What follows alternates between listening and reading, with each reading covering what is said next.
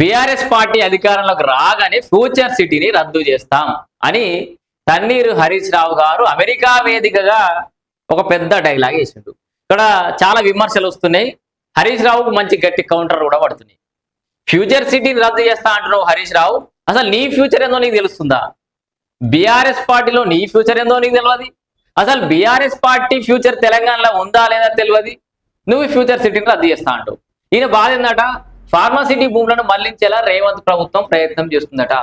ఆహా, నువ్వు రంగనాయక సాగర్లా ప్రాజెక్టు కోసం తీసుకున్నటువంటి భూములను మళ్లించలే, మీరు కాదు ఈ దుకాణం మొదలుపెట్టింది. భూముల మళ్లింపు గురించి నువ్వే మాట్లాడాలి ఏమనుంటే. So Harish Rao future city పేరుతో రియల్ వ్యాపారానికి ప్రయత్నం చేస్తున్నా అని చెప్పేసి చాలా ముచ్చట్లు చెప్పిండు. ఫార్మాసిటీ కోసం రైతుల వద్ద భూములను సేకరిస్తే రేవంత్ రెడ్డి ప్రభుత్వం ఆ భూములను రియల్ ఎస్టేట్ వ్యాపారం కోసం వినియోగించాలని చూస్తున్నట్టు ఈయన ఏదో జ్యోతిష్యం చెప్తుండు. ఎందుకంటే వీళ్ళు ఊహించలే ఫ్యూచర్ సిటీ లాంటిది ఒకటి తీసుకొస్తుంది కాంగ్రెస్ సర్కార్ అని. అసలు కాంగ్రెస్ అధికారులకు వస్తారని ఊహించలే వాళ్ళు. ఇంకో 15-20 ఏళ్ళు మేమే వెళ్తాం అనుకున్నారు. ఉన్న ఫలంగా దెబ్బ పడేసరికి ఏం చేయాలో అర్థమవుతుంది. వాళ్ళ బామ్మది ముచ్చటైతే కొత్త చెప్పడం అవసరం లేదు, ఆగమాగం గాయ అవుతుండు.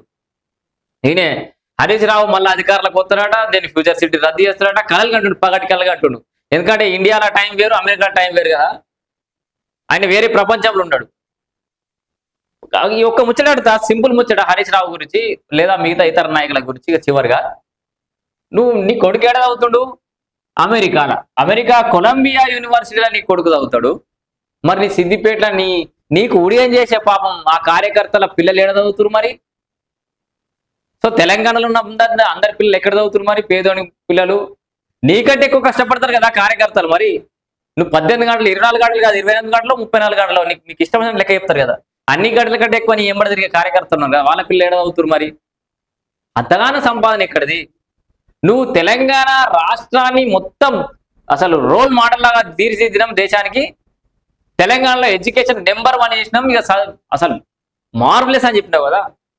అంతర్జాతీయ స్థాయి విద్యా ప్రమాణాలు మీరు పెంచినట్లయితే అంతర్జాతీయ వేదికల మీద మీ కొడుకులను ఎందుకు తోలుకపోతురు? సింపుల్ ముచ్చట. మీ కొడుకుని గదే సిద్దిపేటలో ఇందిరానగర్ స్కూల్లో ఏదో కాంపిటీషన్ ఉంటుంది, బాగా పోటీ పడతారు, చదివిస్తారు కదా. చాలా అద్భుతమైన స్కూలే కదా అది. 10th క్లాస్ దాకా గార్డెన్ చదివిపియలే. సిద్దిపేట గవర్నమెంట్ డిగ్రీ కళాశాల ఉంది కదా, గార్డెన్ చదివిపియలే. పట్నంలో మీ మల్లారెడ్డి ఏ యూనివర్సిటీలు ఉన్నాయి కదా, గార్డెన్ చదివిపియలను చదివిపియవు.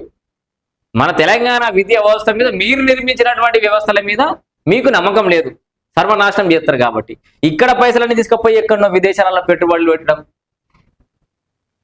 రాజకీయాలు అనే చేస్తారు ఈ మధ్యకాలంలో, వ్యాపారాలు అనే చేస్తారు ఇప్పుడు ఈ మధ్యకాలంలో. గత 10 ఏళ్ల కాలంలో తెలంగాణ రాష్ట్రాన్ని పరిపాలించినటువంటి నాయకులు, ఎమ్మెల్యేలు, మంత్రులు అందరూ కూడా ప్రతి ఒక్కరికి విదేశాలలో పెట్టుబడులు. ఎట్లా సాధ్యమైంది 10 ఏళ్లలో? ఫామ్ హౌస్ కట్టుకుంది మీరు కాదు, మీ బామ్మరిది ఫామ్ హౌస్ దొరకలే, సుధపూసన. మీరు ఒక్కసారి గమనించురి. ప్రజాసేవకి అంకితమైన వాళ్ళు అయితే ఈయన ఇల్లును కూడా తాకట్టు పెట్టింది కదా, మీరు చూసిరో లేదో. పాపం పేద హరీష్ రావు గారు ఎవరో పేద విద్యార్థికి చదువుల కోసం ఈయన ఆర్థిక సాయం చేయడం కోసం ఈయన సొంత ఇల్లునే తాకట్టు పెట్టిన ఆయనే అమెరికాలో కొడుకుని చదివిస్తుంది. ఆయన డ్రైవరు పేదోళ్ళే, ఆయనకి 20 మంది డ్రైవర్లు పేదోళ్ళే, 4-5 పిఏలు పేదోళ్ళే, ఎంబడబడి తిరిగి ఇన్నో కార్లో తిరిగేటోళ్ళు అందరు పేదోళ్ళే. ఈయన పేదోడే పాపం. సూటు బూట్ వేసుకొని అమెరికాలో తిరుగుతావు నువ్వు పేదోనివి, నీ ఇల్లును కుదబెడతావు నువ్వు. సో ఇట్లాంటి వ్యవస్థలన్నీ సర్వనాశనం చేసి ఎంజాయ్ చేస్తారు, విదేశాలలో పెట్టుబడులు పెడుతున్నారు. మరి ఉన్న ఫలంగా సిద్దిపేట నాయకులందరూ అదే అమెరికాకి ఎందుకు పోయారో ఎవరు తెలుస్తలేదు. నేను ఆల్రెడీ మొన్న ఒక వీడియో చేసిన, ఎవరైనా చూడాలని ఉంటే చూడరు, రీసెంట్ వీడియో ఉంటుంది.